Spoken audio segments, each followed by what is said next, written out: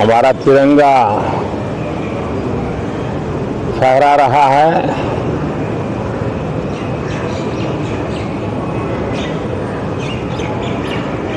Shiv Shakti point नई प्रेरणा का केंद्र बना है। तिरंगा पॉइंट हमें गर्व से भर रहा है। पूरे विश्व में जब इस प्रकार की उपलब्धि होती है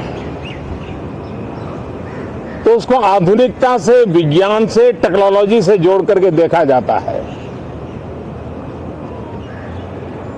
और जब ये सामर्थ्य विश्व के सामने आता है तो भारत के लिए अनेक संभावना, अनेक अवसर हमारे दरवाजे पर आकर के खड़े हो जाते हैं। G20 की अभूतपूर्व सफलता,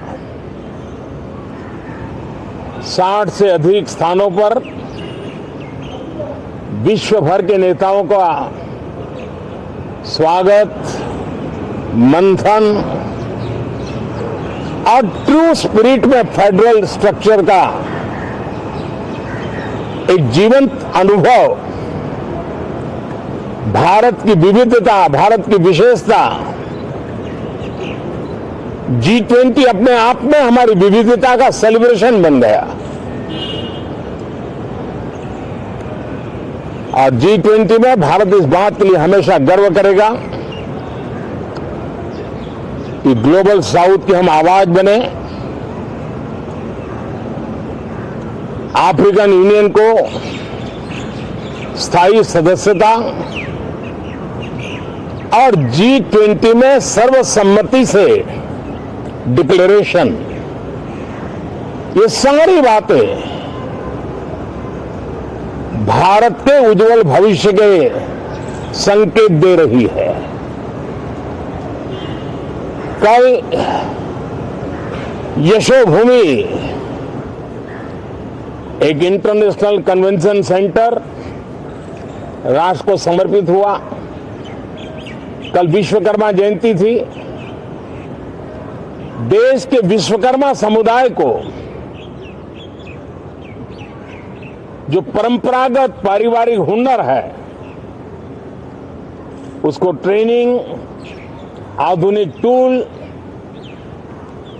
आर्थिक प्रबंधन और नए सिरे से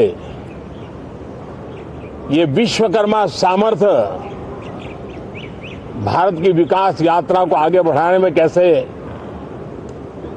अपनी भूमिका अदा करे, ऐसे अनेक एक के बाद एक भारत के गौरव को बढ़ाने वाले, एक प्रकार से उत्सव का माहौल, उत्साह का माहौल, उमंग का माहौल और सारे देश में एक नया आत्मविश्वास हम सब अनुभव कर रहे हैं।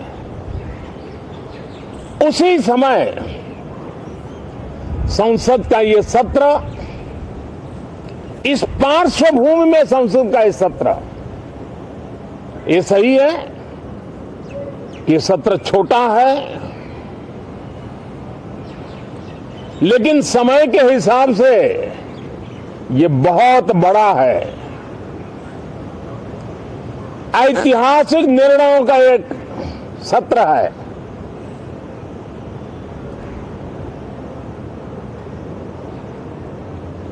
ये सत्र की एक विशेषता ये तो है कि अब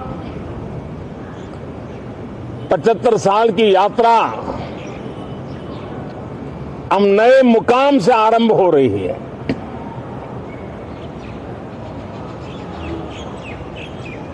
जिस मुकाम पर 75 साल की यात्रा की, वो अत्यंत प्रेरक पल, और अब नए स्थान पर उस यात्रा को आगे बढ़ाते समय नए संकल्प, नई ऊर्जा, नया विश्वास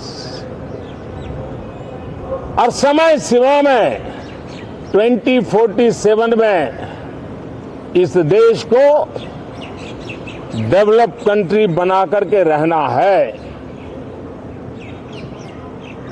इसके लिए आने वाले जितने भी निर्णय होने वाले हैं वो इस नए संसद भवन में होने वाले हैं और इसलिए अनेक प्रकार से महत्वपूर्ण ये सत्र है।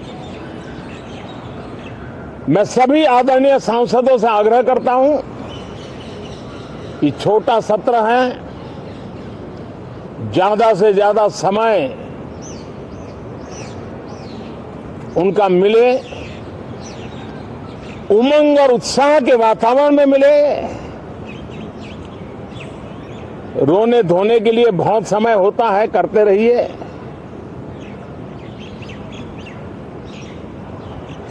जीवन में कुछ पल ऐसे भी होते हैं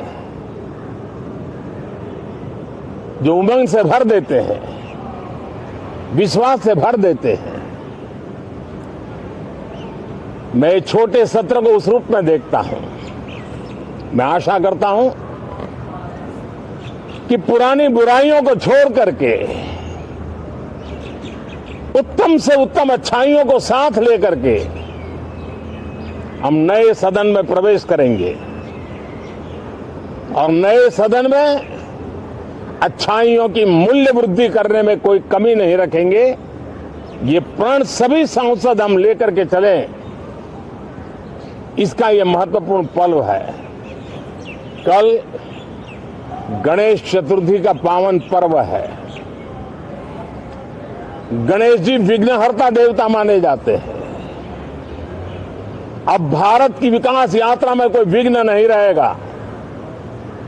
निर्विघ्न रूप से सारे सपने, सारे संकल्प भारत परिपूर्ण करेगा और इसलिए गणेश चतुर्थी के दिन ये नव प्रस्थान नए भारत के सारे सपनों को चरितार्थ करने वाला बनेगा। इसलिए भी ये सत्र छोटा है लेकिन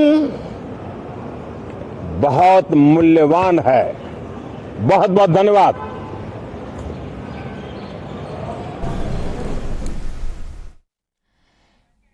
तो आपको बताते चले कि नए सत्र की शुरुआत होने वाली है और अब से बस थोड़ी देर के बाद बताया जा रहा है कि 11 बजे प्रधानमंत्री नरेंद्र मोदी बोलेंगे और साथ ही साथ ये भी है कि आज बताया जा रहा है कि कई ऐसे अहम मुद्दे हैं जिन पर